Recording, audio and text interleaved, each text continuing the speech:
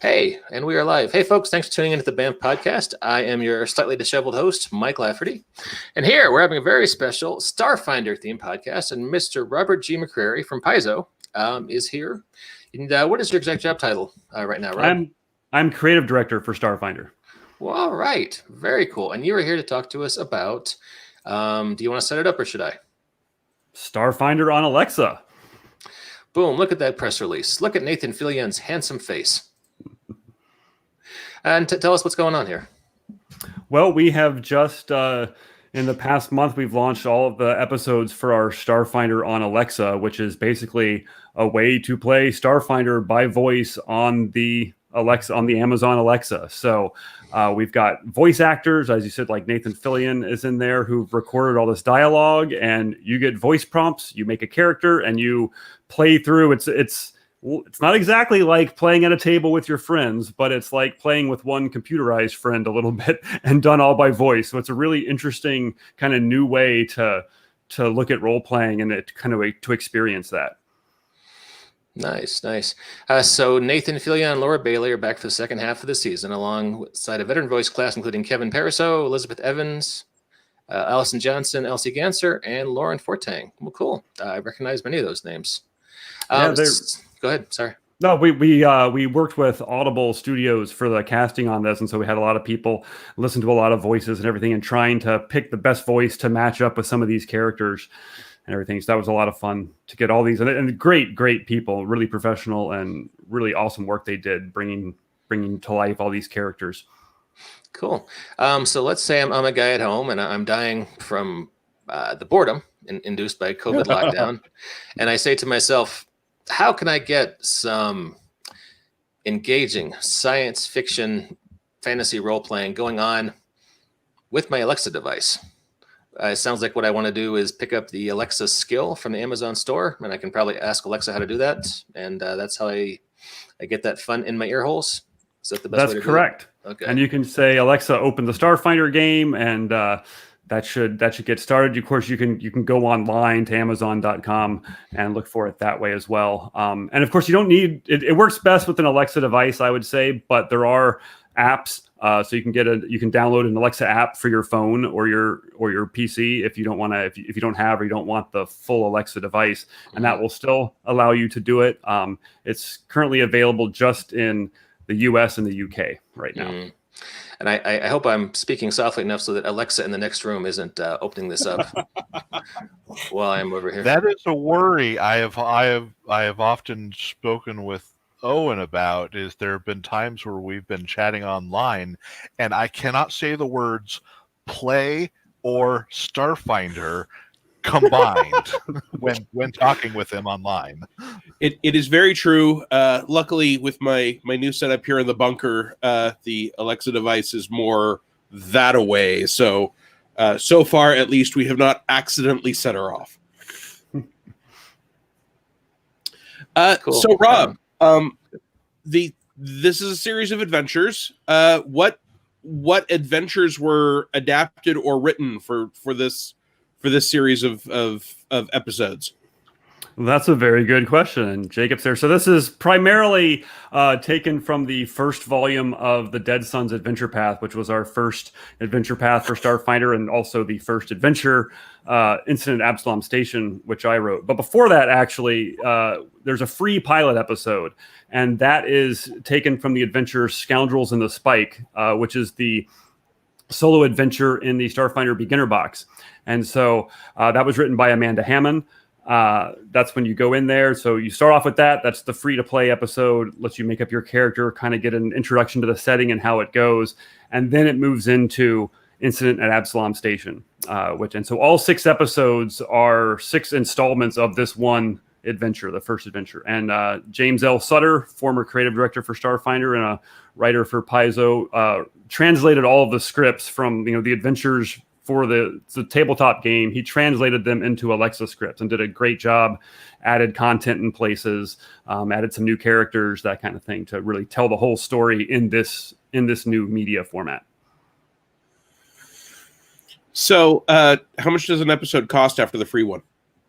Each episode is $1.99, or you can buy the entire season for $9.99. So it's $2 an episode. Yeah, or $10 if you want all 6 altogether. Do you have any idea how many hours of content that adds up to? It really depends, because there's obviously branching choices that you can do, but I would say probably each episode is at least 45 minutes to an hour, if not more. It depends. There are sort of achievements hidden inside these as well. So I believe there is one for like running through and doing everything as quickly as you can. So there is actually lots of replayability to go down different paths you haven't done, or try different responses to characters and see how that changes things, and kind of finding these sort of hidden achievements in doing that can be a fun way to do it as well. Now, is it true there's a hidden achievement that if you unlock it, you actually get like 20 hours of Nathan Fillion reading through unproduced Firefly scripts? I cannot speak to that. Okay, all right. I marked it down as a rumor. Neither confirm or deny. I'm going to ask the dumb guy question, and I apologize, but if I'm playing this, do I need to have my character sheet with me, have some dice in one hand, or is Alexa taking care of all that kind of note-taking and calculation? In terms of your character, Alexa will keep track of all of that. This is... it uses sort of a stripped down version of our beginner box rules, because the full complexity of the tabletop game doesn't translate, one-to-one over to a computerized voice thing. So you don't need to keep track of your character. Alexa will keep track of all that. For dice, it is up to you. You can either roll your own dice, or you can have Alexa do it virtually for you. So it all depends on how much, if you're sitting there doing dishes and playing this, your hands are full, by all means, let Alexa. If you want to really feel like you're doing the game, you can roll and tell Alexa what you roll, but Alexa will notice if every roll you do is a 20. Wow, that's impressive.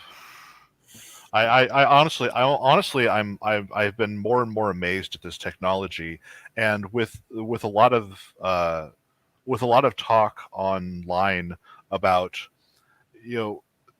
people have been discussing the legitimacy of professional game masters and paying for your game master to run games for you.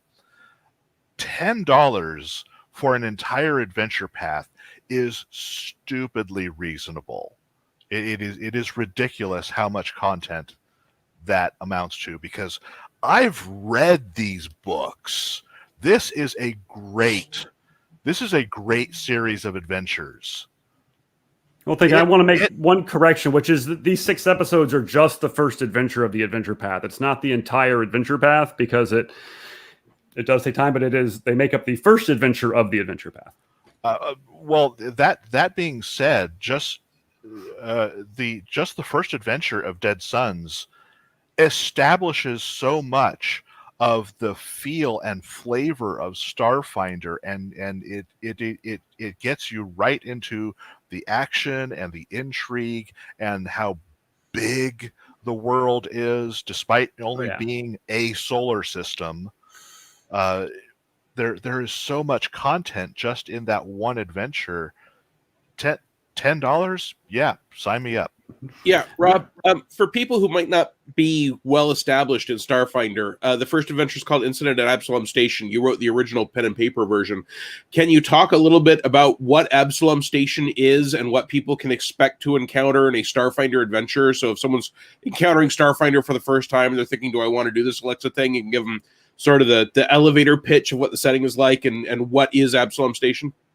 Sure. So Starfinder is a science fantasy game where, you're an adventurer exploring the mysteries of a weird universe. So we have all of the science fiction stuff with starships and laser guns and powered armor, and then we throw in some magic on there and dragons and goblins and all that kind of stuff. So it's very much science fantasy. Absalom Station is kind of the center of our setting. It uses the same overall larger setting of Paizo's Pathfinder game, except the planet of Galarian, where Pathfinder is set, has disappeared. And there's a period of history called the Gap, where basically throughout the multiverse, everyone lost memories, all records went away. no one really knows what happened during this time. But as it came out of it, there was this hyperspace dimension called the Drift that was revealed to people. They sort of connected everything together, and so it allows you, to jump and go into this hyperspace dimension and go to across the galaxy. And one of the things that Absalom Station has, no one's really sure where Absalom Station came from, although it does have some ties to Old Galarian, but it has this starstone in the middle of it that powers the station, which also acts as a super powerful drift beacon and basically allows you to jump to Absalom Station from anywhere in the galaxy relatively quickly. So that makes Absalom Station this big hub of interstellar commerce and diplomacy and all that kind of stuff. And so this sort of kicks off with a mysterious object arriving from the Drift outside Absalom Station that needs to be investigated. And this adventure kind of kicks off that whole thing. And when you were outlining this adventure, what were the things you wanted to sort of showcase for people? Because this is the very first adventure, that full adventure for Starfinder. So how did you want to showcase that setting and the things in it when you were outlining the adventure and first coming up with this idea that then made this a logical adventure to translate into this Alexa format? Well, again, since Absalom Station kind of functions as the center of our, or the thematic center of our setting, it made sense to set it there.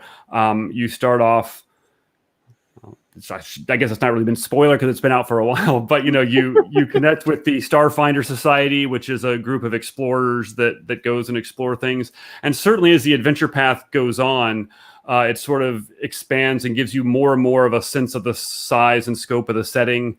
But Absalom Station also acts as a big melting pot. So there's lots of opportunity to meet a lot of the different alien species, some of which you'll recognize from fantasy games, like elves or goblins, and some of which are brand new for Starfinder, like the four-armed Kasathas or the reptilian Vesk. So it's just sort of to kind of set up the basis of the setting and show you a lot of the different groups you can interact with and species you can interact with, and then just gradually reveal more and more of the setting as you go through. So I'm going to ding you a bit. You said the Kasatha were brand new for Starfinder, and you and I both know the Kasatha originate in Pathfinder. That's correct, but they're not usually found in most fantasy games. How about that? Man, look at Owen playing the trivia card. That's not fair, Owen. You're like used to be the director of the game. No, line. I was never the director of the game line. I was the rules lead and was in some of these early meetings. So yes, I'm cheating. Sutter and McCreary and I used to sit around and figure out what was and wasn't going in this setting. But if I didn't ding him on it, some fan would say, "No, Kasatha are from Pathfinder." That is true. I recall seeing them in the Distant World supplement. Just like Lashunta from Pathfinder, but Vesker knew, Sheeran are new. Yeah. Right. I haven't gotten to tease Rob in almost 2 years, so this is a real opportunity for me. It's important. I'll let you do that. I can tell you're a working pro in the RPG industry, Owen, because you're instinctively worried about the worst possible fan reaction to an offhand comment. I think the worst possible fan reaction is to rage flip a table. But the nice thing about selling them Alexa is that if they rage flip a table, it's their table, and they're only going to damage their stuff. So this is really a great way to insulate fan rage from anyone that I actually like. Well done. All right, cool. So I'm previewing, going through some of the covers tonight. Once again, a Starfinder has amazing art. Not a big selling point over Alexa, but I'm just going through some of the adventure covers here. I'm guessing everyone on this call except for me has done at least part of this adventure path. Yeah, I wrote part of the adventure path, so. Okay, I guess I wanted to ask somebody, what was your play experience like? And if you were trying to pitch it to somebody, what would be the high points that you would call out? Go ahead, Rob. Well, it's like I was saying earlier, is that since this was our first adventure path for Starfinder, we really wanted to use the whole adventure path to show off the setting. So as I said, it kind of, as you go through the whole thing, it kind of reveals more and more of the scope of the setting. It starts off pretty localized, and then you go to another planet, you go to a few more planets in the solar system, then you go farther out, you get a big part of Starfinder is, or sort of the default assumption is that you're the crew of a starship. So That's one of the things during the adventure. You don't start off with a starship, but you acquire one, and as part of the adventures, and then that allows you to go even farther out in the galaxy and all deal with this big threat. Cool. I guess I had assumed this was a solo game, but it sounds like you can play this with Alexa with multiple people. Well, that's for Alexa. It is solo. Okay, there gotcha. is obviously for the full thing. You can play with a group of friends. One thing in the Alexa version, you do have a friend. You make up your own character, and then you have basically a buddy that goes along with you, another character that can provide both someone to talk to and offer some things. But like if you're playing a character class that doesn't have the right skills or something, Raya the Technomancer, who's your buddy, might be able to help you with some of those things. And then you have the chance to even pick up a couple of allies along the way as well. It's always good to have a wingman. Mm-hmm. Sweet. So it sounds like considering Alexa and the Alexa version is a solo game, this would be really great, especially in our troubled times of, you're stuck at home, you can't game. This is one of the best opportunities you're going to have, because Alexa will do it all for you. That's true, and it'll save you your place where you are, right where you left off. So if you don't have full time, you can play it in chunks here and there as it goes around, and you can even go through, and after you've played it, you could go back and make up a different character and play it with that character and see how it goes. Is there a place like at Paizo.com in the forums where people can ask questions and get advice and talk to other people about this game? I'm not sure if we have a dedicated space, and we certainly do have the forums at Paizo.com. There's a whole bunch of Starfinder things. You could certainly start a thread. I know there was some stuff earlier on. I haven't gone back to look recently, but the forums are always people talking about different aspects of the thing. So you could certainly find stuff talking about this on there. If someone was playing Alexa Starfinder and they really got into it and they wanted to pick up some of the books to learn more about the setting, and let's say that they're not going to play with their friends, they just want to learn more about the setting, what would you recommend they pick up first? Well, one easy thing you can do through the Alexa game is buy the beginner box right through the app from Amazon, and they will send it to you. So right through Alexa. That kind of gives a good overview of everything and enables you, it's a beginner box. So if you want to get started in the whole game right away, that's really good for that. If you're kind of more interested in everything else, we have the Starfinder Core Rulebook, which is the full game rules, also has some setting information. If you kind of want the core of our setting, there's a book called Pact Worlds, which is just a description of the planets of sort of the home solar system that includes Absalom Station. And there's a picture of the Starfinder beginner box right there. That's just a great way to either get, if you've never played role-playing or never played Starfinder before, it gives you everything you need, pre-gen characters, adventures right out of the box. You can, within a few minutes, you can be playing a game to either introduce people to the game or to introduce yourself to the game. And the beginner box also has like maps and miniature counters, and it even has dice, doesn't it? It has again, everything you need to start playing. So it has the pawns, cardboard pawns to represent characters and monsters. It's got a map that you can draw on that has the printed map for the first. It's got the solo adventure, which Scoundrels in the Spike, which really gets you right in, but you don't even have to make up a character. That's what the pilot episode of the Amazon on Alexa is based on. And then there's a adventure with full characters that's in there that's already scripted out. The map's there. One person has to be the GM and can run everybody else through it. It's a great introduction just to role-playing in general, but also Starfinder.